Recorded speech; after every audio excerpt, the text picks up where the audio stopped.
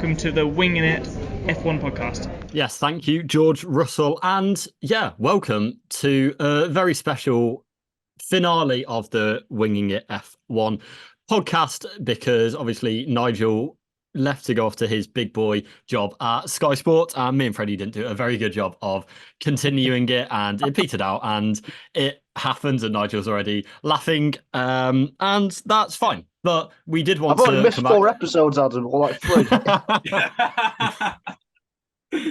It's a good point, actually. We can't really. You guys have probably missed 2 or 3 in a row, like in the last 3 years. Oh or yeah, something. oh yeah, So absolutely. I've missed the same amount. Yeah, when there were point.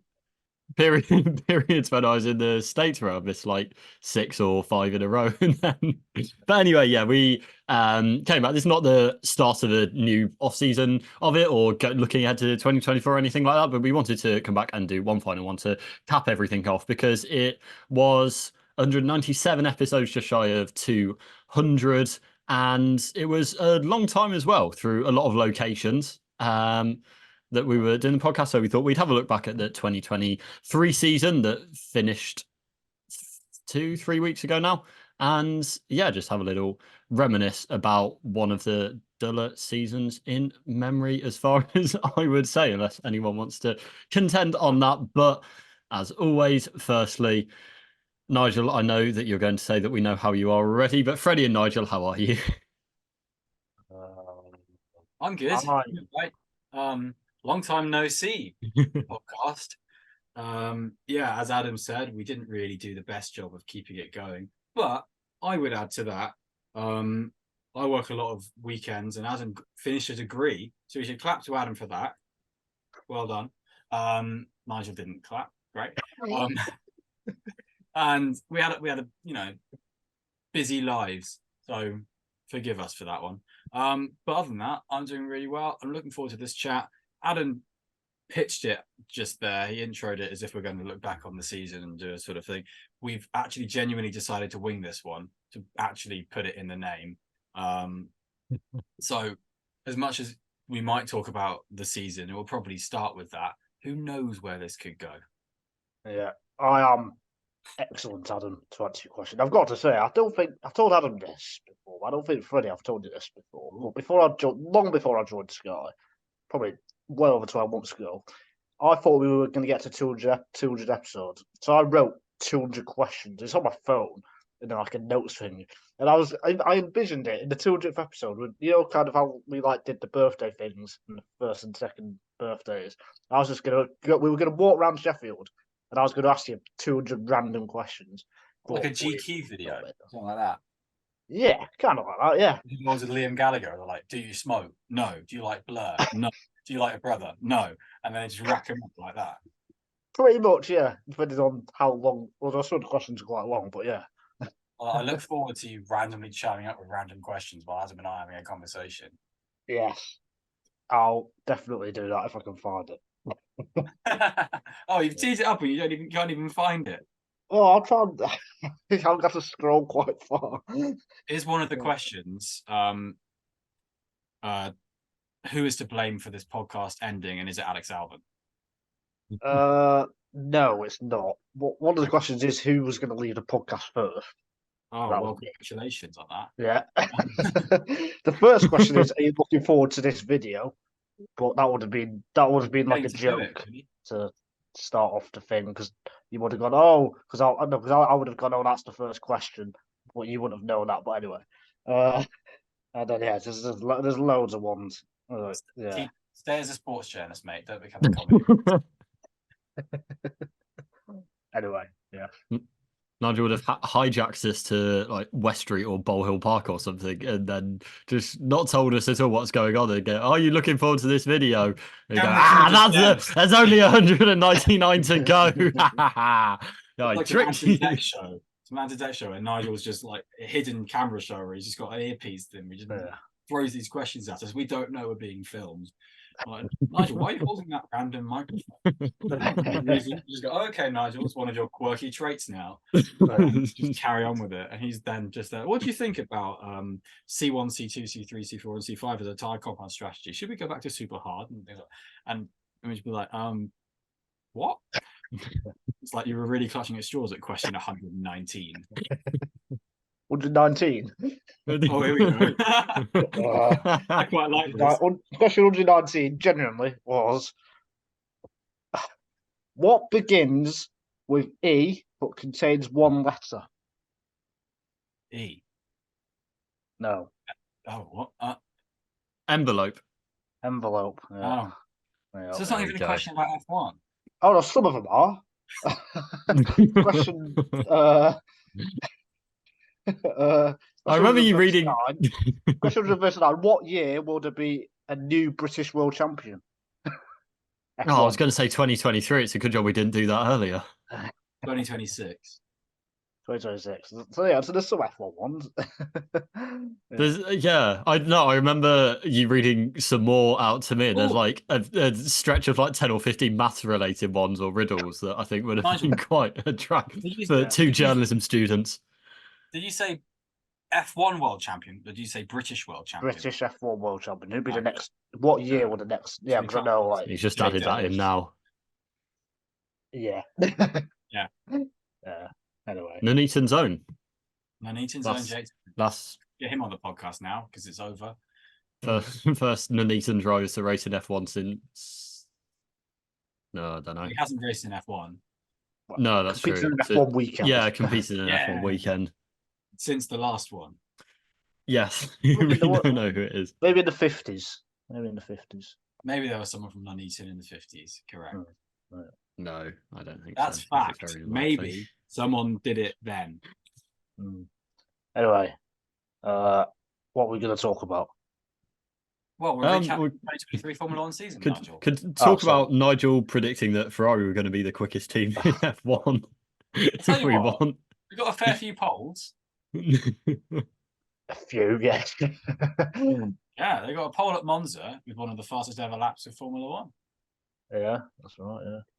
So Nigel could, if he really wanted to, try and spin this. But I'm not going to spin it. No, I was wrong. No. I've got it's the most dominant car in Formula One history, the rightly lauded RB19. I don't think you should try and spin that Ferrari was the best team this year. Is it the most dominant car though, or is it a combination of the driver and team? Because that's the thing I've been I think that's part of it, in my opinion. Okay. Yeah. But I do think it's an interesting way of having the debate because you're right to say that the driver made it this year. When you look at Perez's stats, particularly after the first 5 races, what is the stat that Hamilton only scored 2 points less than him? And that's an insane stat. After when you look at where Miami was, when Perez got a pole in that event, admittedly with the Verstappen mistake, but he was still then would have been, if Verstappen got pole, would have been on the front row, something that was few and far between following that for Checo's season. So I think it's a really good point, that Nigel, that it will go down as one of the most iconic racing cars in Formula One history, and it should do, but only on one side of the garage. It's not like the Mercedes of 2016 where Hamilton won 10 races and Rosberg won 9 races. It's Perez has won 2 races and Verstappen has won 19 races. So, or whatever it is that he's won. But also not just the not just how many Perez won, but he didn't I think he recorded 2 second places after Miami or something like that. He didn't, there were so many. He had a run of 5 races where he didn't reach Q3. He only picked up 1 podium after leaving the European leg. Like there was a lot where it did kind of feel like going back to both Nigel's podcast Glory Days and the previous Red Bull eras of it's just waiting for him to get a clean weekend together, and it would never really arise like that apart from a couple of Las Vegas-y exceptions where he would get a clean weekend, but really there was, after Miami, there was always something that cropped up. Yeah, I think he had 5 more Q3 appearances than Nico Hülkenberg. Wow. That's not very good, is it? It's very good for Hülkenberg. No, yeah, it was good for Hülkenberg. It's a tricky one, isn't it? Because I think for me, Verstappen this year cemented himself as. I think he's got the potential to be the greatest ever. Arguably, he's definitely not yet. He's not I yet. think so. He's got the potential to.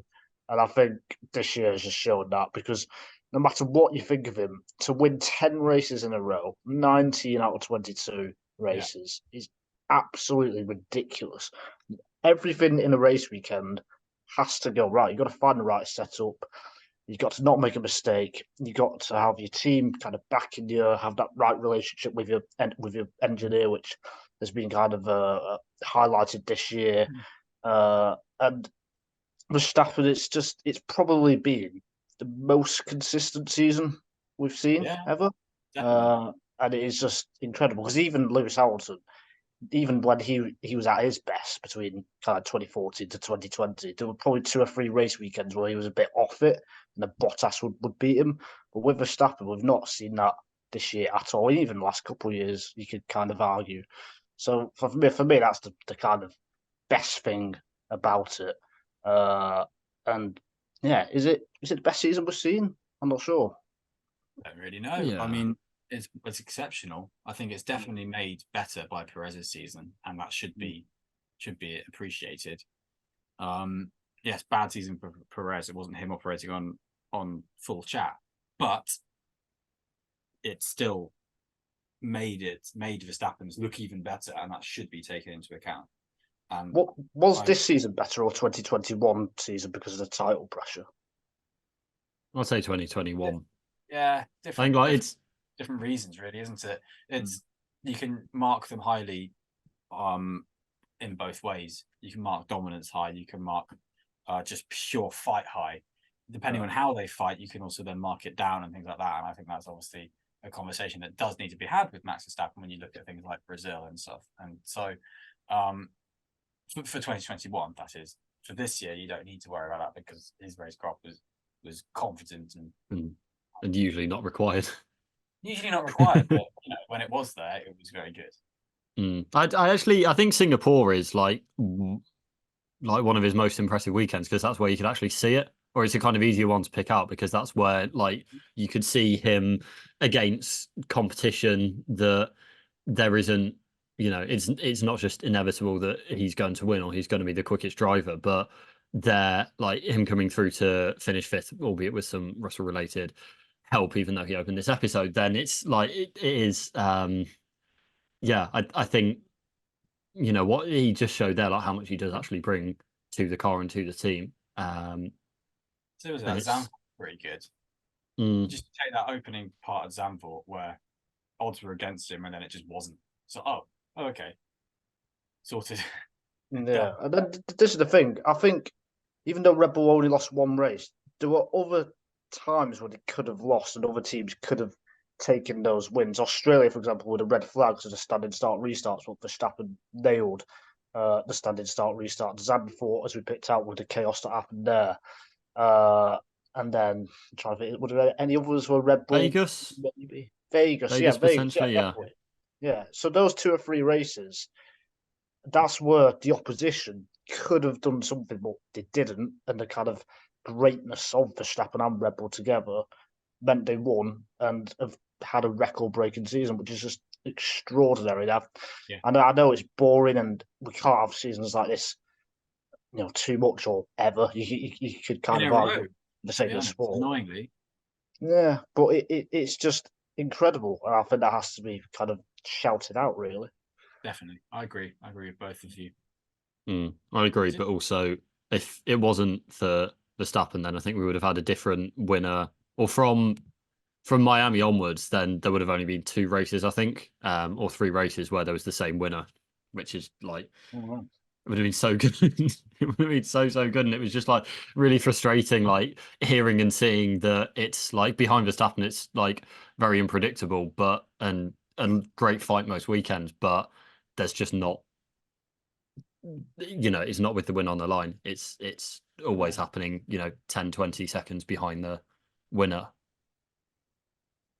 Yeah, it's one of those things you just got to take into account. You can always throw that in there. But it's that kind of thing. 2016 would have been a mad season if you took out the Mercedes. With the performance swings of Ferrari and Red Bull that year, that was a very fascinating fight for second in the constructors. But it's the most dominant season that I can compare to is 2016, really. in my sort of living memory of it. Because there is a substantial living memory as well, should be said. yeah. You look at, again, seasons like 2013 as well, actually, where you sort of think, where the sort of first half of it, at least, is still a wide open season. You'd compare 2013 to last year, not to this year in terms of dominance. And, you know, when you look at the dominance of last season, sort of on paper, you think, oh, hang on, that was actually a really dominant season. So we've had 2 weekends, since the summer break in 2022, where Red Bull haven't won a race? Yes. Oh, yeah. Well, it depends if you count sprint races, but no. No, it's an entirely different format. But we have had 2 drivers who've taken their first F1 win in a sprint, George Russell and Oscar Piastri. Unfortunately, Oscar Piastri gave this podcast definitely its best ever moment, in my opinion. Oh, absolutely. When we had that live reveal, I say live reveal like we were live streaming it, and we just had our live reactions to Oscar Piastri's infamous Alpina having me on tweet. That's a very big paraphrase. Yeah, we'll only find out when Oscar Piastri speaks. Keep Or checking if to Zach see if Brown, he has now. or if Zach Brown gets there first and says like we've got him, and then we'll be doing another podcast this time tomorrow. Wait. Oh my word! I mean, that while Freddie finds it. Oh boy. I understand that without my agreement, Alpine F1 have put out a press release late this afternoon that I'm driving for them next year. This is wrong, and I've not signed a contract with Alpine for 2023. I will not be driving for Alpine next year. Are you serious? Blue tick. Wow. Oh, that's a text. You can't read that. Well, we just did. Nigel's left. It has literally, it's blown his right side. Oh my goodness me. Oh my Lord. Look at that, guys. Live podcast. What is this sport? What's going on, man? What's going on? I love it. Well, I mean, God, that was fun. I mean, August 2022. Yeah. If I remember, then I will drop that in editing. I should remember, really. I've not got too much. You've not. Occupy my headspace, but hopefully people will have seen that there. But I mean, Oscar Piastri must be. It's funny because when it became the first retirement of the F1 season, about 8 or 10 or 13 laps into Bahrain, and it just kind of looked like, oh, we've already got our new Fernando Alonso, and then it's like he must be feeling so good about so good about that decision now. Just like seeing how it was from up until I guess Austria, and then just how it completely switched from there. Like it, well, again, with Alpine in turmoil and McLaren really looking up from here. But like I was saying earlier, like you can really justify Verstappen's praise by looking at Perez's failings. You can really look at how good Piastri has been by looking at how bad Ricciardo was last year. And in my opinion, you can sort of say how much of that is McLaren understanding drivability of their car, but a lot of that is also just Piastri coming in and being able to perform, and it makes you think, okay, we can always have a go at the drivability of the car, but Ricciardo's the odd one out here, as opposed to Norris and Sainz have performed in that car. So, if it being historic, and Piastri's come in and has been able to perform as well, albeit with obvious rookie tendencies such as tyre life and things like that, which is to be expected, and also was a feature of his Formula 3 season which held him back. But when he clicked with it in Formula 2, he dominated. So, God forbid Lando Norris, if Oscar Piastri really twigs these tyres, but I think Lando Norris has also really twigged them, so that kind of doesn't help. But I think you can really look at that and sort of think, hang on a second, there's this guy who has been able to, for the most part, play second fiddle, but also really shine as himself with a Qatar sprint win, with that also sprint shootout pole, and a podium in Japan and things like that. So it's pretty second on the grid in Suzuka, madness. So it's a pretty impressive season in my opinion. I wouldn't say people go, since Lewis Hamilton, I'm like, all right, fine, but Lewis's was better. But let's not go. Well, no, I think this is the thing, and I also the grid this year and for 2024, which is the same. The grid is very, very strong. Defreeze erasure. The end of season grid, you know what I mean? But yeah, the grid is arguably the strongest it's been ever. But Piastri and Piastri and McLaren have got a lineup, I think, that have shown they can challenge for a world title if they have the car. Because you got Mercedes' lineup, you got Ferrari, and Red Bull led by Verstappen. And I think McLaren is probably right up there or very, very close, which is very important if you want to win the world title. So I think they've kind of got that nailed in. And if they do have the right car, then they've got Norris and Piastri, which can be a lineup for some seasons to come. I think that's very, very important. I agree with you. No, absolutely. In the podcast, and McLaren started doing well. Yeah. No, Maybe I mean, we the were the cause. turnaround's been unbelievable. With Hasn't bad Benny. Yeah. Well, it was such a frustrating one because I really remember umming and ahhing it when we were doing our post testing constructors predictions, and it felt like there was so much potential to be made look stupid either way because we all predicted them in seventh in the end. It was one of the few teams we agreed on, and it was one of those where they had such potential if they could get it together to be a lot higher up the grid than seventh, and that's how things ended up. But also, after testing, there was really, aside from the drivers being very talented, there was nothing really to hang your hat on or to draw on and go, yeah, that is an actual reason to believe that they will do well. But where were they in the constructors race sort of seventh? If we go to say the sort of Canadian Grand Prix, around then, where were they in the constructors championship? Would they have been about seventh? Because possibly, and also they got rid of James Key, didn't they? After the second race, I think it was the second or third race. Yeah, after got this whole really after and then they've got this whole new technical structure, but that hasn't. That technical group would mostly be working for the 2024 and 2025 cars, really. So James Key, even though he left, probably rightly so, did have an influence on the upgrades that kind of came from, I think it was Baku onwards, wasn't it? The first one, and then Austria, and then Austria was the big one, yeah. Maybe it took a more inventive approach to extract that. You never know. Possibly. It could have been the sort of triad structure that was put in by Andrea Stella that works. And it's obviously a really hard thing to study, but particularly in time. But I would say a sort of structure to come in and sort of evaluate how to readdress things from March to July. You kind of start to expect to see a return.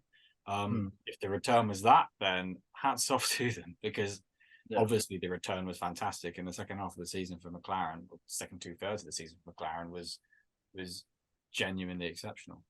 Norris would have been second in the constructors, I believe, or his second, from Austria onwards was in the drivers' standing. I think McLaren and Aston would have been second. If you cut off Aston's season from about Canada and pick up McLaren season from there, they would have been second in the constructors, I believe. That could be wrong. I could be spouting, but I think that's correct. It's a big sort of what if scenario to change a team. What if two teams change? They sold their racing license. Hypothetical F1 has taken a new turn. Did we prefer doing race reviews or race previews when we did them a lot, especially during when we did episodes? Yeah, depends really, because some races just flowed fantastically and were really just genuinely nice episodes. I seem to remember, I think Monaco 21 was a really just nice episode, but just flowed really well. But some of our preview stuff was just mad, and I mean, I know it was pretty self-indulgent when we were quizzing each other, but it was quite fun. I did really like the quizzes. I did really, really enjoy those, and not just because I was the reigning still champion of them, but just I would say on some of them though, but some of the quizzes would just be 2 questions. Nigel just goes to do like alternate questions. It's just oh, you've done it. It's yeah. What? I think that was us hijacking just a random postseason episode of let's fill up 10 minutes with Yeah, I think that I liked the debates that would come out of the post race ones. When there was like a really good like back and forth. Yeah, then that was like really good. But I think I really liked the tangents on the pre-race ones, and it never felt like, even if it was a slow news week, it never felt like there was nothing to talk about. You know, it just felt so easy to fill up half an hour. Sometimes nothing to talk about, but then we'd fill it up, wouldn't we, somehow? Yeah, that's whether it be just like a Nigel wants to talk about Haas. Haas. I hate Haas, and then we'd move on. Or Nigel wants to talk about Alex Albon. Albon, really bad. The worst thing that's ever happened to F1. I've got aneurysms because of Alex Albon. If he ever gets a seat again, I would get angry. And if he does a race season where he's probably one of the best drivers for that season, arguably knocking on the door of the top 5 and should be knocking on the door of leading teams, I will be so angry, but in a fake northern accent. Then, you know. But it's quite lucky for the internet that we weren't filming as Albon got announced with his seat as we were with Piastri. It would have Kim Kardashian the internet, but not in a good way. You could hear like the glass that Nigel broke so forcefully echoing around the Peak District National Park. Anyway, shall we speak about Albon actually this year? Because he has been one of the most impressive drivers for Williams. No, he has. Absolutely dominated against Roman Sargent. And yeah, Williams have probably had the best season since 16, 17? 17. Yeah. So yeah, massive hats off to them, and a great job from Albon. And I do think with a season like this, if depending on how the silly season goes over the next 12 to 18 months, he could find himself back in the top team. I can see. That's how good. What's your predictive route for that, Nigel? Because the silly season currently, I feel like Carlos Sainz holds all the cards a bit. Because, I was going to say I think Ferrari. Yeah, you think he could end up at Ferrari? Potentially, yeah. That's just a random guess, but yeah. That's a big old domino shift. I can see it. Kind of just doing a sideways move though, because it's all Aston? It all depends really. There's so much that it depends on. I can't see Fernando Alonso leaving. He needs to be sacked if he's ever going to leave, and he's not going to be sacked because he's performing. So, and the Stroll situation is the Stroll situation. I think Aston's a closed shop for most people, but it's one they'll want to get into. If Red Bull front the money for Lando Norris, to be honest, if they just throw it at it, would you, if you're McLaren, would you then go for someone like Carlos Sainz, or would you go for Alex Albon? I think you should go, but I think Albon's not a bad one to go for. I don't think Red Bull will. I think like the way the fact that they never showed any interest in taking Gasly back, considering how well he was performing. Like again, he was a Norris to Red Bull. Norris to Red Bull. Yeah. Oh, Norris to Red Bull. Okay. So Albon will take Norris. Oh, okay. My point was Red Bull take Norris out. Spare seat in McLaren. Who do McLaren go for? If I were McLaren, I'd want Sainz, but if they can't get Sainz, would they go for Albon? But I agree with you. I don't think Albon would go to Red Bull. I agree with that. It'd be a bad if he was offered it anyway. I've just beaten you on a point that you didn't have. No, I think yeah. Well done. No, I think I can.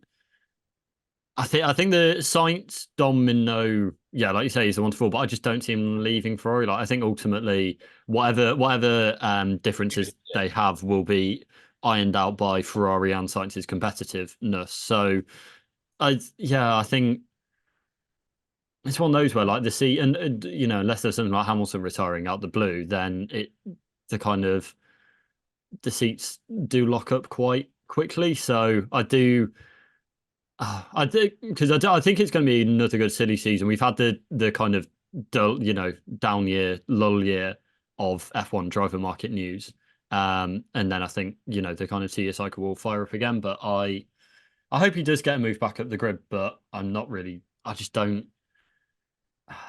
I just think the places will get filled up.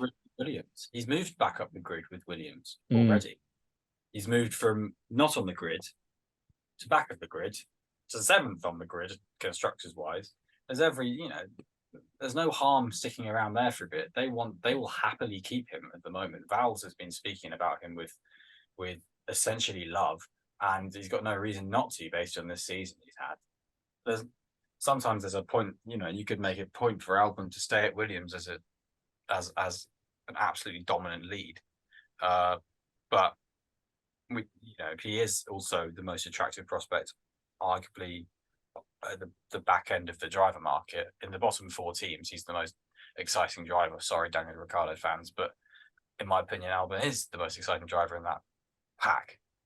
I'm Valtteri Bottas fans. Yeah, no, I'm gonna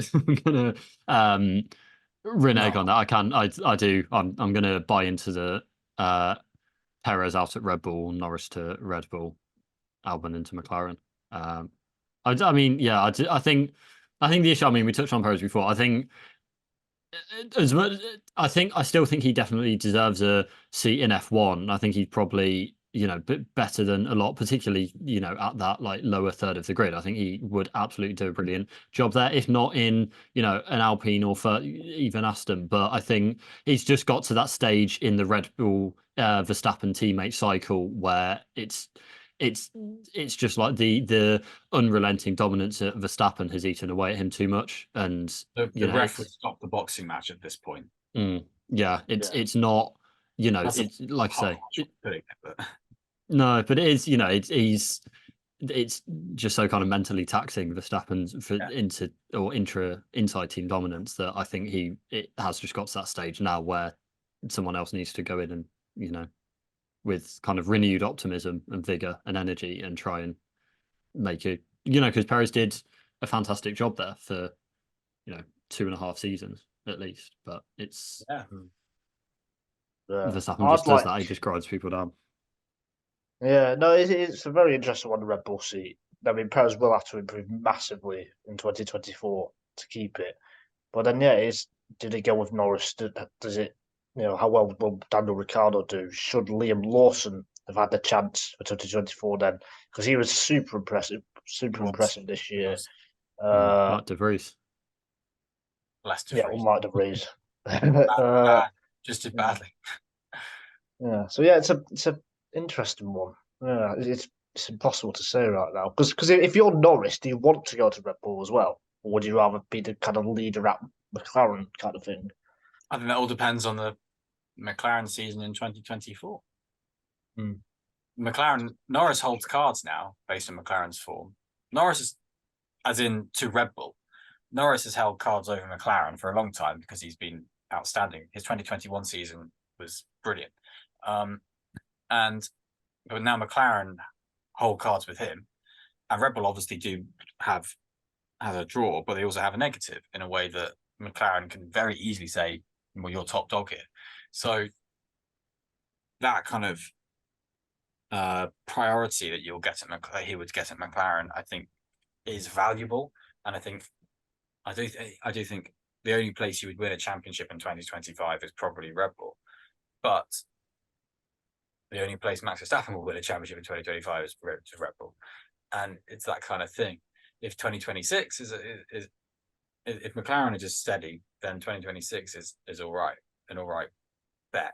I think. Yeah, I think it comes. Yeah, I think it just comes down. I actually don't think it comes down to McLaren so much as it comes down to whether he thinks he can win a championship at Red Bull, like whether he thinks he can go into Max Verstappen's team and win there. Because I think if he does, then McLaren, I just don't think they can compete on any other level really. Looking at the past 15 years, so we all said in 2018 that Ricciardo was running from a fight with Verstappen at Red Bull, but arguably he was right to run.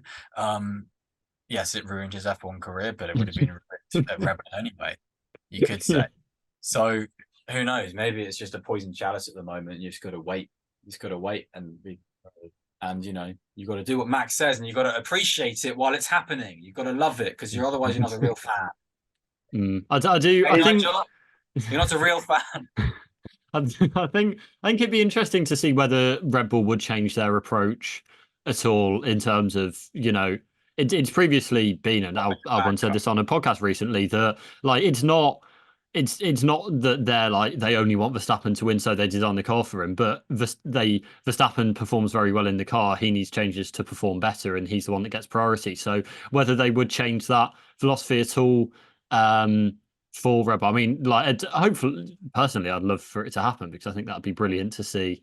Just two drivers, especially in 2025, two absolute A-tier drivers in the same team, which we've not seen at a front running, really championship contending team since 2016, probably. So, yeah. But I mean, for Perez as well, if he does get ousted by Red Bull, where do you think he would automatically find himself back on the grid the following season, or do you think it would be an Albon situation? Again, depends on other stuff, but yeah, I think you can arguably see it in the tea leaves that he could end up at Haas with Hulkenberg, renew that partnership between them. Well, Alfa Romeo by that stage it will be. No, it won't be. Bad sponsorship. F1 shouldn't let that happen. If it does, that would be messing around with sponsors too much. Like I can see Perez bringing a lot of money to Haas, sort of Claro Haas MoneyGram F1 team sponsored by Perez, that kind of thing. And I can see him using in a way that when he was ousted from McLaren, he used that to get into Force India, and they lost Sittle stroke Duresta. And they ended up with a Hulkenberg Perez lineup at Force India in 2014. When that was when Perez's stock was at its lowest in his Formula One career. I can see him doing something like that happening and him spending 2 years at Haas meddling around. And then I don't know, Mexico get a wet ground. Yeah, I think he'll be down to personal reasons off the track because I think he could just retire, perhaps. Yeah. I mean, he's what I can't remember how old he is. A young family, and it's a hard thing. Yeah, to leave Mexico a lot for a young family. Exactly, and he's what 35, I want to say. Is he? Oh, he's older. I think he's a bit young. No, he's 33. Yeah, he's a bit younger. 33, okay, so he's actually a bit younger. Basically, we're talking about when he would be 35 going on. So I would be I mean, I'll be absolutely fine with him trying to stick around. I'll be absolutely fine with him if he wanted to take the time and reinvent his life a bit. He's got 5 F1 wins now, doesn't he? So 6 F1 wins. 6 F1 wins. He's got 6 F1 wins. He's got 5 for Red Bull and 1 for Force Racing Point India team. Yes. Aston Martin. He got 1 for Aston Martin. It wasn't Aston Martin, but yeah. Whatever. And just on Norris, is he in the top 5 drivers this year? Is he on your list in the top 5? Yeah. Whereabouts? In the top 5. What position in the top 5? You want to do a quick run through of the top 5 drivers? Let's just have to do a quick top 5. No explanation. Okay. Nigel, you go first. You can quick fire your top 5. Nigel, give us a random question while we and Freddie work it out. I was just going to do it. My phone's gone off. But one of the questions is like, where is Adele from? Do you know? Charlton. Is Charlton a place or just a football club? I said Brixton. It's not the answer I've got on my phone. It's not the answer on the card. Well, okay, who was closest then? What did Adam say? Charlton. Well, it's Tottenham, so I don't know which one's closer. Tottenham. And then Brixton's closer. Is Brixton closer? There you go. Yeah, sure. You both live in London. Brixton's closer. I don't know. I should know now. I've been in London for 1.5 years. The top questions, if there's 200, the third best question was where was Adele born? No, I just picked a random one. Anyway, Nigel, your top 5 drivers and why is it Adele? No. Yeah. No, Verstappen's clear number 1. Yeah. And then after that, it's actually really difficult. 2 to 5 is arguably the hardest part. No, it is. I remember we did it last year. We did like a full episode on it, and I found it a lot easier than this year. I've got a kind of sort of structure for it, where for me, 2, 3, 4 is done on who did the worst mistake, in my opinion, but they all drove at a high enough level. Right, there we go. Verstappen 1, Alonso, Hamilton, Leclerc. No, Alonso, Hamilton, Norris, Leclerc. Okay, mine is Verstappen top, believe it or not. Alonso, Leclerc, Hamilton, Norris. Oh no, Leclerc, Norris, Hamilton. Hamilton's fifth. Leclerc third. Yeah, I thought some of his drives were pretty just exceptional. And I thought, I think, to be honest, you can blame the car a little bit more for things like Zandvoort and stuff like that. But I thought Vegas was exceptional, things like that. I think I'm just marking Hamilton down for Qatar turn one. And I'm marking Norris down for a couple of messy qualifyings. But I think overall we extracted quite a lot across the season. Alonso's obviously second for Alonso reasons. You've swayed me to your order, actually. But I'll stick with mine, but you've swayed me to yours. Adam. What a weird thing to say. I believe in yours, but I'm going to stick with mine. You're like a politician, Nigel. Don't say Wait, you that. can't say that because you're not allowed to, because you're allowed to take a political point because you're own. Freddie. Adam. Do you want me to rescue you? I would say Carlos Sainz. I actually am going to say is fifth because I want him to have some representation on this. I think his Monza drive was just so incredible and like just so like gutsy and so fighting and so just like really it kind of obviously like if for being in terms of like his I guess ideal race in terms of maximizing I guess or minimizing race time or something like that, then it would have just letting the Red Bulls by when they came. But the fact that he fought Verstappen so hard, he fought Perez so hard, I just loved it so much. And obviously he won a race as well. And he finished 3 times outside the top 6. So was very consistent in that. Terrible. Mark him down. As well. 3 whole times. If we had done a Monza review, then it would have just been me talking about how fantastic Sainz's drive was for about 15 minutes. But Nigel and I would have been speaking about how he was about to be overtaken by Leclerc for the majority of the end of that race. There we go. Freddie knows it. I thought his qualifying was phenomenal. But anyway, we're not doing a Monza review. No, but it was just one of the performances of the season. For me, in 4th place, then I'll go Hamilton actually, and then in 3rd place I'll go Norris, 2nd place Alonso, and 1st place Alex Albon. No, not really. Max Verstappen.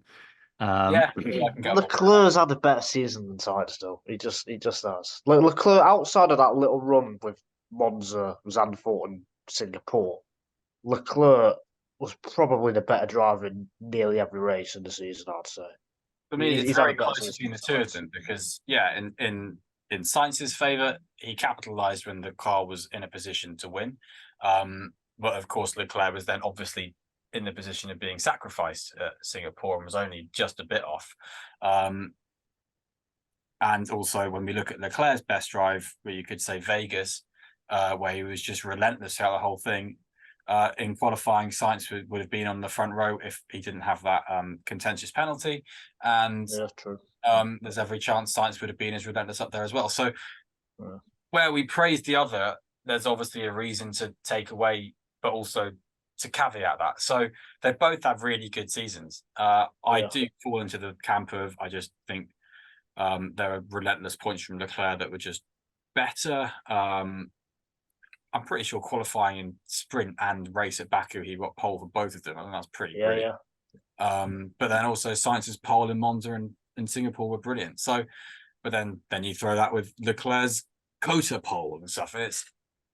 They've both had excellent seasons. And the point where we said Sainz holds the key in the driving market, Sainz should be re-signed by Ferrari. Now we just sort of discussed all of that, but they're very close. It's a weird one, isn't it? That because are they two drivers who are almost so evenly matched that if they go for a championship, kind of like how I think with Mercedes, they take it away, taking points off each other. Is that the issue? Well, it could be an issue. It obviously was an issue. Say McLaren 2007, let Raikkonen win that, and it could be an issue. But they both race in such different ways that I think only rarely do you get flashpoints on track. I don't know how different that would be in a championship fight when there's a car in a position where both of them can always push. But Sainz was definitely better when the car wasn't working so well this year. But and Leclerc has admitted that, and it's been fairly obvious. But Leclerc we've had that with Leclerc in the past, like namely, say France 2021, where the tyres just went and Leclerc went. So that's what happened in Zandvoort with Ferrari this year. But when it's been on song, Leclerc's been comfortably better, in my opinion. So well, they have two different driving styles, don't they? I think this has been talked about quite openly for both drivers. When one's doing well, the other isn't quite on it because of the different styles. So maybe that is a factor in Ferrari's thinking as well, is that they don't really want that. They want two drivers who are more kind of aligned with each other, perhaps. You've seen that with Mercedes. At point, I think they would be more likely to take points off each other just because of the feistiness of the two of them. Yeah. And you look at points like Japan, where they were dicing through spoon and things. But for the majority, so you could make a case that when Lewis has been exceptional, so say when the weekend's gone really well for him, if we exclude the disqualification, Austin, George was way off. And if you look at George's probably best weekend, Abu Dhabi, Lewis had probably his worst of the year. So both of these teams seem to have drivers that can fluctuate against each other in quite an interesting way. But if they were all four of them in a championship fight alongside a Rebel driver, one Rebel driver would be able to capitalize if it's been a similar way as it has been this year. But I think Mercedes is a clever enough team to deal with that. Is Ferrari at this time? Well, our Mercedes still as well. I'm not sure about that, just in their general operational shortcomings over the last 2 years. But I think with Ferrari, then I don't really back either driver to beat Verstappen in an equal fight as a team leader. Like, regardless, even if they've got Zhou Guanyu as a teammate, like I don't think that even if they are the undisputed team leader, either of them can beat him if the cars are the same. I just think Verstappen is that bit better than both of them. So does that come back to that thing that we used to say about Ferrari driving drivers mad? And sort of not giving them that necessarily faith to do it, or do you think it's I just top of the pod how on song Verstappen is with Red Bull? Yeah, I just think kind of Verstappen is just better. Like, there's not like too much. There's not too much nuance to it, but I just think like in a straight fight, he is 1% or 2% better, and if you add that up over the course of 20 races, then that is gonna tell. So yeah, that's kind of all it is. So for me, it doesn't. The situation where it could fall out is if Red Bull do have a bit of a slower car than Ferrari, but they take points off them within the team. But yeah, I think for Ferrari, like, to have two strong drives up there is really good. And I think like what we were saying about how it's more difficult to rank the rank a top five this year. I do think this year we've seen a lot more cases where kind of teams are more competitive. Like for I think 2020 to 21 especially. And kind of 22 as well, as we've been doing this podcast, then a lot of the time it's been a clear team leader and a clear second place driver. So doing a top 10 has often been quite easy because it's by and large picking one, the best driver from each team, and they make up the top 10. Whereas I think this year there's been a lot more competitiveness, especially at the top. But yeah, I think that has been something that's shifted this year. I don't agree with that. Okay. Because Mercedes, I think it's clear who's number one. I think Aston Martin's clear who's number one. Yeah. I think Red Bull's clear who's number one. And I think McLaren is clear who's number one. Yeah. So, but I think like Piastri, Sainz, maybe not Russell, but I think you could make arguments that they were in the top 10 this year, which I think in some years previous, with McLaren when it was Norris and Ricciardo, you couldn't make the argument that Ricciardo was in the top 10, for example. When in 2021, I think you can make the argument that Perez was in the top 10, and that's not been the case this year. I think it's more just not being one or two drivers who've kind of been outstanding outside of Verstappen. I think the drivers we all mentioned in our top five, they've all had, they've just not kind of shined as much. You could argue Alonso, but then how much has Alonso been pushed by Stroll and that kind of thing? That's why actually say maybe Hamilton is the one you could argue most with the gap to Russell. But then I think Hamilton's, like Freddie said, Qatar and a couple of other mistakes here and there. Yeah, it's tricky. I think that's why it's tough. And Mm. that's why we saw in the Constructors' Championship, it went all the way down to the wire between Mercedes and Ferrari, because the battle behind Red Bull has been so jumbled up. I think that's more the reason why.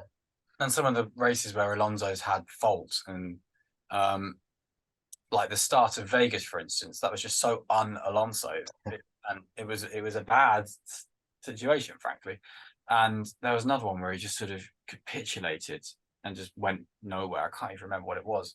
I'm afraid, but there was a race where Alonso just suddenly just did really badly. Singapore Alonso just suddenly stopped being able to drive that well and was like clattering around a bit. And then that was his first retirement, but I can't remember. It was his first non-points finish. But he has been really good, hasn't he? I mean, that Brazil performance was arguably the performance of the season behind Verstappen. It was exceptional to get back past Perez and then hold him off. The top three in the Brazil race were by far and away the top three drivers of that weekend. Verstappen, who was effortlessly out in front, but not effortlessly because Norris had been pushing him in a way that forced Red Bull to push, and McLaren were pushing just naturally. And the way that Norris was able to be up there was brilliant. And then, I think we'll all be able to wax lyric about Alonso's drive. You probably heard that one. It was very, very well done, particularly at the end there. And the phrase vintage Alonso comes to mind. I mean, he said he was up there with his 2012 season, which he ranks as his best. So he ranks it high as his two championship years. I'm not ranking it as high as the 2012 season. Yeah, so it's not as high as that. That was quite something. He was also dating Taylor Swift this season for about 5 minutes as well. So I think that has to feature in something. I loved that. That was really fun. And now Taylor Swift's current boyfriend owns a bit of Alpine. So what fun. I just want to talk a little bit about Mercedes, because obviously, they are arguably one of the most popular teams, and going into 2024, or even just the future in general. Huh? One of the 10 most popular teams. Yes, they are. Or 11, except it's not an 11th yet. It should be an 11th. He's the one who said the controversial thing. In my opinion, there should be an 11th. He's coming to get you. What was I saying? Mercedes, yes. Do we think? What do we think? I mean, they finally got rid of the no side pods concept before Monaco.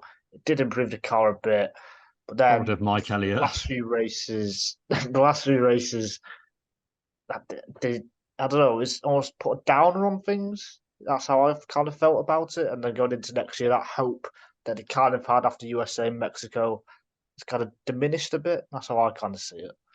Well, I think it was also Russell seemed to get along a lot better with that car in the very final few races than Hamilton did. Obviously, the new floor came on in for the Americas leg, and it looked like, oh, this is, like Hamilton's there with the car. He's really dialed into it. Russell isn't. And then Qatar and Vegas and Abu Dhabi, then Russell was the clear, more comfortable driver in the car. So I think the big problem with Mercedes since the development for 2022 has been their kind of simulation and modeling just hasn't been able to efficiently help them, guide them to producing a good car. And based off what we saw at the end of the season, I've got real concerns that problem is still there to enough of an extent that it is going to hinder them for 2024. Obviously, it's a very small sample size, but it's enough cause for concern at the very least.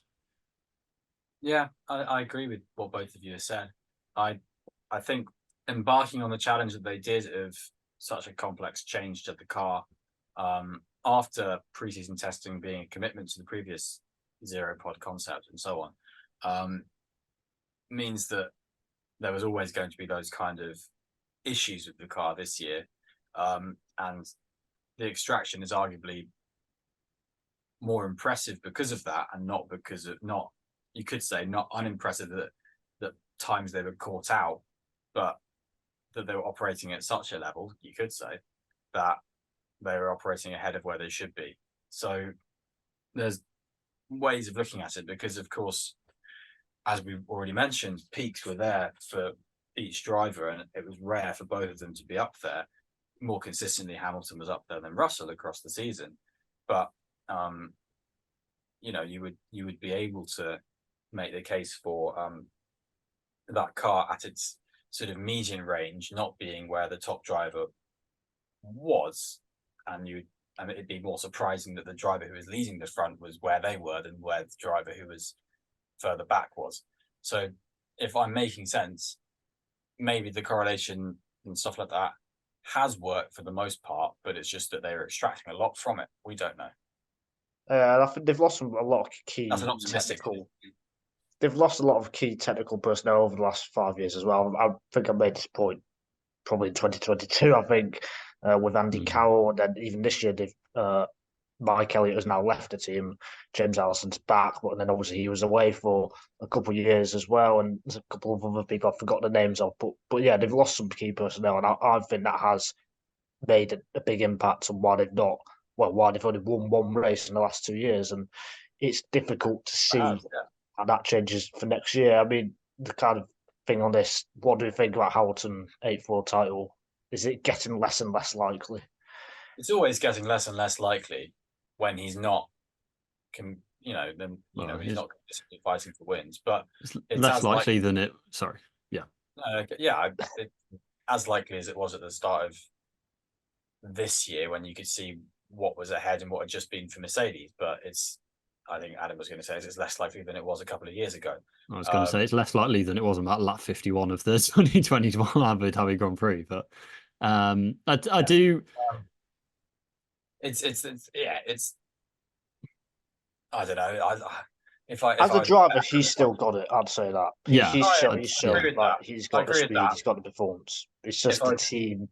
If I had to bet my house, I don't have a house, but if I had a house and I were to bet it, I would not bet it on him winning an 8th world title. Yeah, I think I would agree with that. Do you think it has been maybe a bit of a underrated season for Mercedes? Because I actually don't think. I think because they weren't.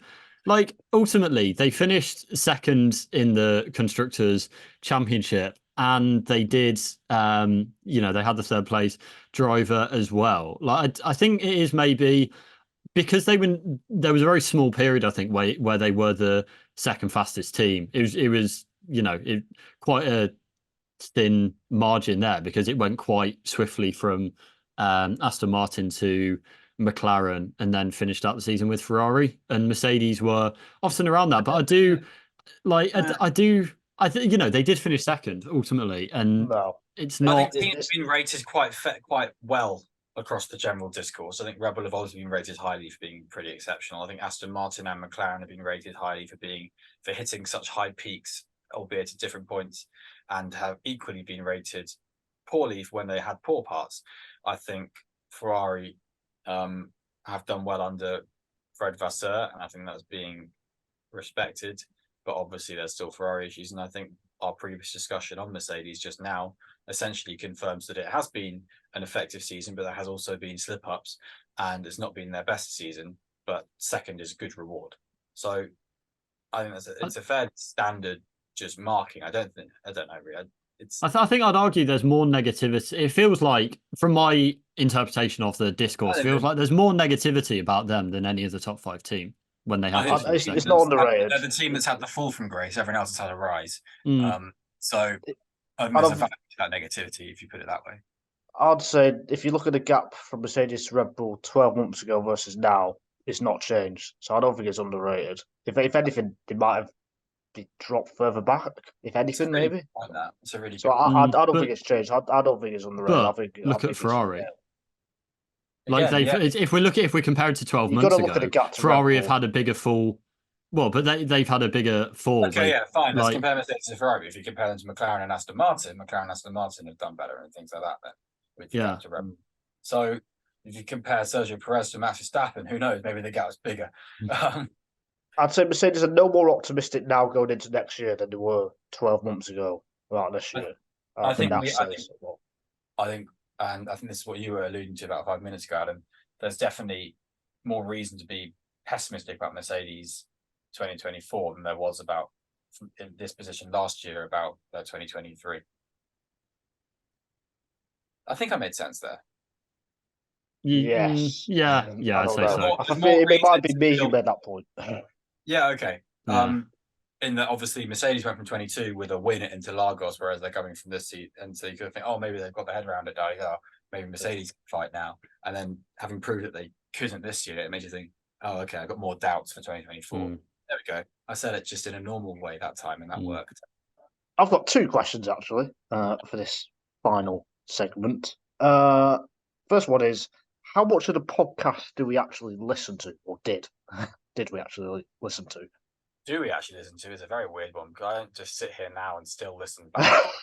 I actually do. I just always start from episode 1 and go through and then go to and then finish and go to the start again. Like it's the US Office or something. You just go back to the beginning, go through the whole I'll thing. say, during the first year we did it in lockdown, I listened to quite a lot of them back after we did it, and then it's probably just got less and less over time. I think, but that's how it's Yeah, called. I listen to it a lot. I was the opposite. That it used to be that I couldn't stand like listening to it. Like I just found myself like Neither can we. so Oh, cringy, sorry, I and thought you so were did talking everyone about else. No, but like as The listenership clearly thought so. but yeah, as we went on, actually, like it did like genuinely really help my like confidence in my own like on camera appearance and on mic appearance increase a lot. So it did like yeah, I think it was one of the pre-season episodes for 2022. Then yeah, just listen to that and remember like putting a group message in the Facebook chat going, actually, our podcast is quite good.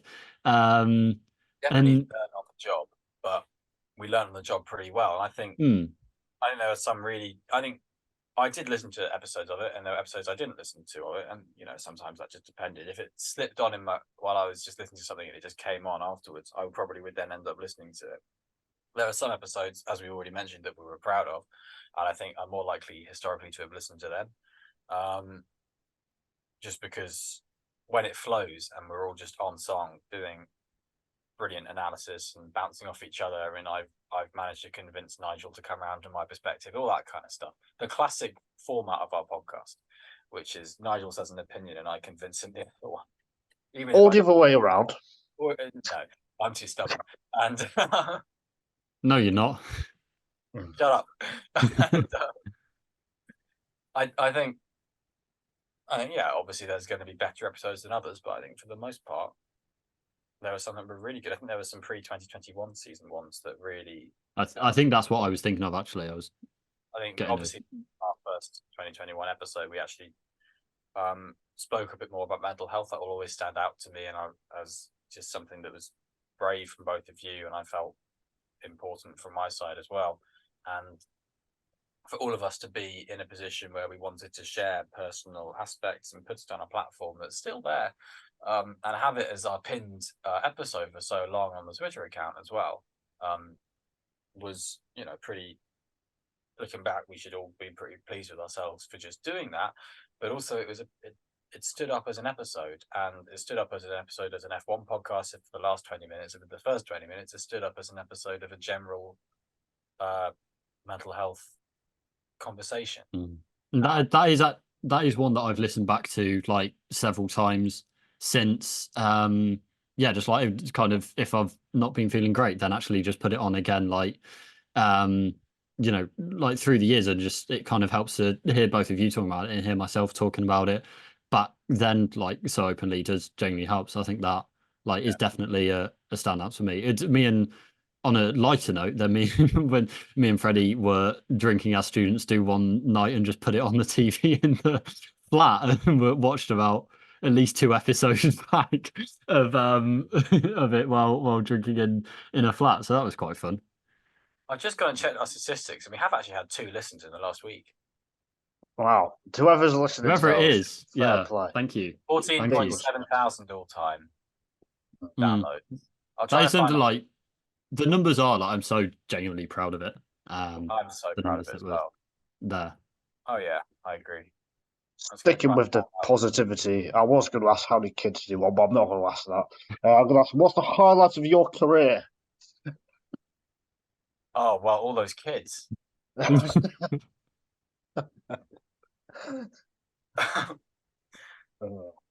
of my career is hopefully still to come. Not to give a bastard answer, but That's a fair answer to fair.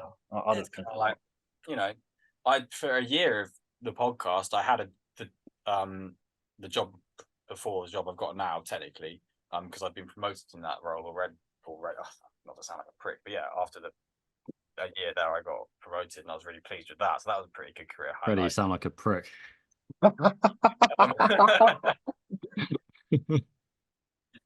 Nigel's not allowed to say that, so it's. I'd say that's a pretty big career highlight, and I still get a bit of imposter syndrome with sort of the meetings and conversations I have, and I'm involved in at the moment on my job working in motorsport. But also being asked to go and work for WCF1 when I did, sort of at their, prime, a fantastic period for the growth of motorsport and the growth of websites and social pages such as WTF1. To be able to be a part of that was absolutely brilliant. So I'd say that kind of stuff. There's loads of other highlights in different ways, but from a motorsport career, definitely those personal things. And as already mentioned, the way this podcast has worked as a kind of an extracurricular profession has just been so fulfilling and fantastic, basically. 100%. 100%. My career, when I wrote this question, I would have given a very different answer. The kids, wouldn't it? Yeah, how many kids have you had? How many kids have I had? I've had 0. Oh, okay. Thanks for clearing that one up. Hopefully, I have 2. Hopefully. There you go. All right. That's right. How about my career? I don't know. Like steal them. I think probably got Sorry, that's really mean. I'm going to ignore all that. Sorry, Nigel. It's correct. He'll be either Jordan Sky, who's been outstanding by the way in my first 6 months here, or going to my first F1 race with Sky, which was Monza. And it has been an amazing 6 or 7 months. It could have realistically gone better. I'd say that's the biggest compliment I think I can give it. It's been good. That's fantastic. Yeah. And hopefully when hopefully when I look back at this whenever, that's still the case. So if we still listen to episodes at that point. Yes, exactly. If I'm listening to this, stop listening and do something better. There you go. Well, we'll be revisiting this in our season preview next year. So no, I think I'd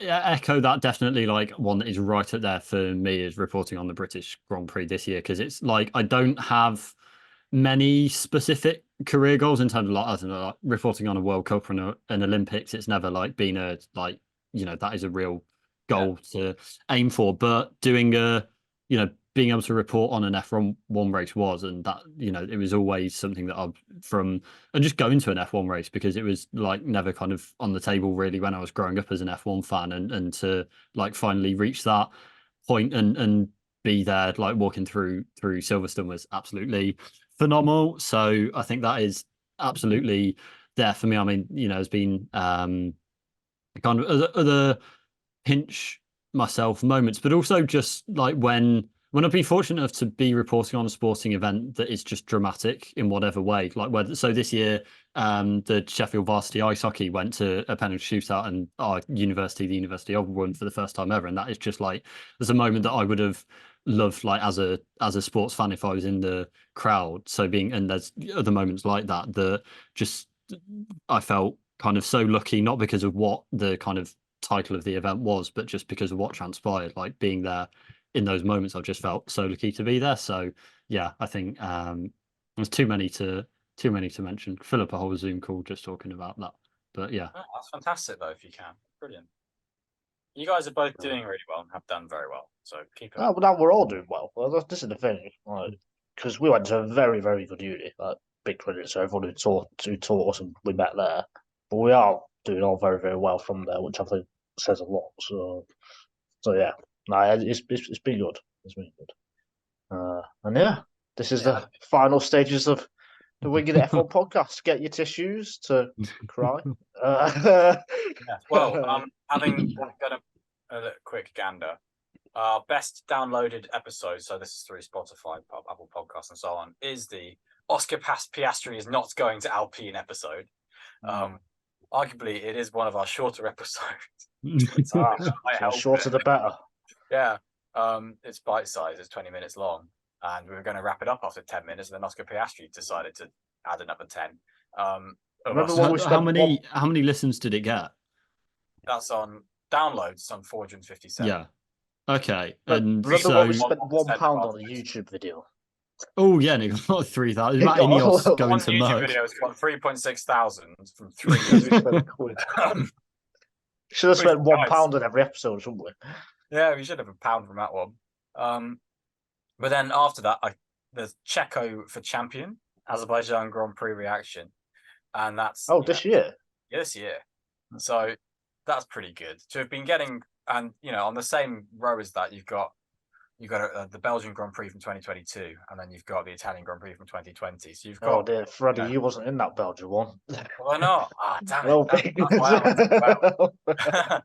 There was one quite early on. Then there was Nigel just put in a chat in the chat just been going through our figures or whatever, and he was like picking out all of the best ones that year, and they were all ones that Freddie had hosted. I think it was in our first year, and he was just like view spike on this one, view spike on this one, view spike on this one. Freddie hosted all of them. I don't remember that. Oh, wow, good. Well, they did ask me to present a new version of the Generation game, but I turned it down. So. Hey. Don't worry. Pop culture. Nigel's pop culture education is ending here today. He's going out into the world with vague knowledge of Anchorman and the Generation game. I only know about sport. Yeah, when you didn't know anything ever, that was fun. Which time? You decided to play some random game. And then we said for Anchorman because you say whatever it is, and Azim and I ha, what a funny comparison. And you're just like, what? Which Anchorman? No, that was a good episode. That was first year birthday when we got together, because that was the first. It's the only one we've done, isn't it? When we've actually been all together in person. It's the only one. Yeah, it was long. Great. Big up Marlborough Road. I whacked my head on your roof, not your roof, on the ceiling. It must have been a low roof for you to do that. Yeah. All right. What do we say now? We've sort of done best moments and all that kind of jumbo. Worst moments. Nigel, what's your worst moment? Worst. Let's end on a low. Worst moment on the podcast. Yeah. Not worst moment ever. I've not thought about this one. Worst moment on the podcast. I don't know. I have walked out a couple of times in the middle of it. Is that the worst? Have you? Yeah. You would have noticed. I did it once. This is now his worst moment. Is finding out Freddie didn't notice. Right, I'll just say this isn't the worst moment, but I'm just saying this is a separate thing. It was once in the second part of the 2020 review when we were going on for ages. We had Ellie and Ed on. It wasn't because of them. We had like a 5-hour recording session. Yeah, we were recording for ages. I just went off for lunch. And I came back and you're still going. So I wasn't there for like 10, 15 minutes in the second part. And then the second time was that was a good episode. Anyway. Yeah. And then the second time was I think when you both were named world champions and I turned the camera off and there was just a big orange M. And then that was like the full 5-10 minutes. That would have been 2021. Yeah, Nigel, do that. Okay. Let's go around and name all the champions. No, we're not doing that. Yeah, I think I started like getting sausage rolls out of the fridge or something. But yeah, those aren't the worst moments. Those are just moments I've just randomly thought of just now. I mean, a bad moment for me was when my friend fell down the stairs outside the podcast, but because we were recording a podcast, I didn't go and help her. I stayed recording the podcast. When did that happen? That happened in 2021. Oh wow, that's me. Yeah. Wow, I didn't know that. I don't think you definitely not told me that. I can't remember which one it is, but there'll be a bit in a back catalogue of me just sort of looking behind her. Oh, and then just carrying on. Having heard this crash. I pretended not to heard it. I'm pretty sure. Actually, the worst moment is my Wi-Fi went off once after like 5 minutes into an episode, and I couldn't do the rest of the episode. It was last year. Oh, that was in our the best summer. one. Yeah, I was going to say that. It was Sorry, in last year in the easy summer. target. In fact, anytime my Wi-Fi dipped, Yeah, which there was happened a there was a lot. solid streak of time where it was like Nigel might be here for, because it was in the middle of your like 100 episode run where it was like Nigel will be on the episode, but he will miss about half an hour of it. Yeah. I've wrote how many our most consecutive episodes on here somewhere. Oh, Here we that's go. interesting. Do you want to guess what all three of us, our longest consecutive runs? I reckon we've all Well, done me- about 77.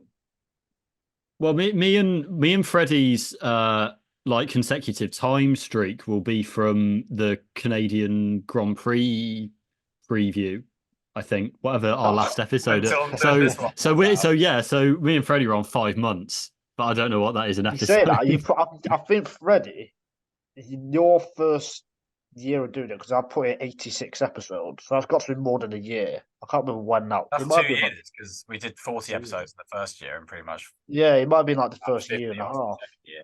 Yeah. Yeah. Adam 75. I can't remember when that would have been. Middle 21, Middle just before we went to America, probably.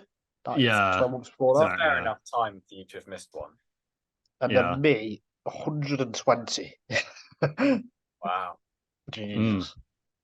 And I had very good reasons for missing the 2 or 3 episodes that I missed of that, but I can't get into that. And then you celebrated afterwards as well with your 100th. So Ending the podcast. Yeah. Anyway, so there we go. Yes, a big thank you for listening. Yeah. Not just now, except you are listening now, so thank you for listening now. But also, if you've listened in the past, thank you. So, yeah, there's not much more to say. Find Really. us? I mean, there's no point anymore, is there? Who cares? Who cares? I Have a also nice don't life. tweet anymore ever. Like That was always a part of the whole thing that I found laborious, was trying to convince you that we needed to tell people how to come back and listen again and to try and develop a bit of an audience. If they're You're listening like, no, now, they've they'll already listen in the finished. future. We don't need them back. Why would we tell them where to get more information? They don't need it. They know where they are. And it had a reason, but it was also just kind of like, Just let's funny, try wasn't it? and remind them to give us a bit of support, so they don't just go, all right, bye. Straightforward. Can I also say thank you to our Paraguayan listener? We always had someone in Paraguay. What? Oh, right, okay. Well, Yeah. And that always just surprised me because it did. thank you to the random listener that I didn't know they, but they listened afterwards. That I met on a night out in Oklahoma, and they found out that I was British, and then just assumed I liked F1, and then started listening to the podcast. So I don't know if they're listening to this, but I don't know their name or anything about them other than they went to the toilet after me. But if you're around, then good luck. But I think, but I do getting up to 1,000. Like average, having 1,000 listens for the month, and we had a period of that for about 3 weeks, probably last summer maybe. That was a really good streak. Stack, wasn't it? No, I think it was. Streak then. We did take a break then, actually, didn't we? We took a break after 2021 because it was, it just was such a year, and then we came back with Michael Mazzy or Kevin Magnussen. I think it was after. I think that it was fired by the Piastri listens, but actually it carried on. Like even after the Piastri listens dropped out, then we carried on having that spell for a while. So I think that was a real genuine highlight, as well as the amount of people that listened. Yeah, it certainly was. Fun, actually, that was very fun. All of us at points had the cost cap regulations saved as Word documents on our computers and things like that. It was just like, goodness me. But yeah, it's kind of mind blowing that people did want to listen, but it was always very yes. Like I don't know what the right word is, but yeah, is thank you. Yeah, thank you. Thank you for listening.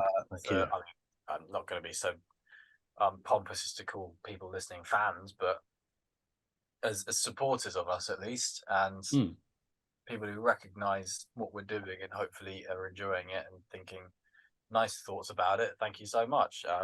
as you can tell, we've all loved it. We're all stringing this end out for as long as possible, and it's been one of the best things that, from my side, and I think I can say, one of the best things A career highlight that we've just done on our own. We've just done it. The Winging It F1 podcast would always be the three of ours, and starting it in lockdown in our first ever year of not even having known each other for a year, to still be after essentially 4 years, having made it through 3.5 F1 seasons, 3.25 F1 seasons, consistently, only missing as a first race, the one where I wouldn't have been able to watch it live and Adam was doing exams, I think is fair enough. Actually, and I think we can all agree we were forced to end. We didn't choose to end. And it's, but as much as it, ultimately we weren't able to continue, then the fact that we were able to continue for so long was and it was because we really enjoyed doing it, and it was like that was it was something that we wanted to do, and like get up and get on a call and do it and edit it and put it out there to the world and speak about the weird and wacky sport. So yeah, it's just absolutely positive memories from it, and just loved it so much. And yeah, and thank you very much for listening. We don't have Lando Norris to do an outro. No, thank you, Freddie. Thank you, Adam. Yeah. Both of you, Oh, yeah. Nigel, can you do an impression of any F1 drivers as an outro?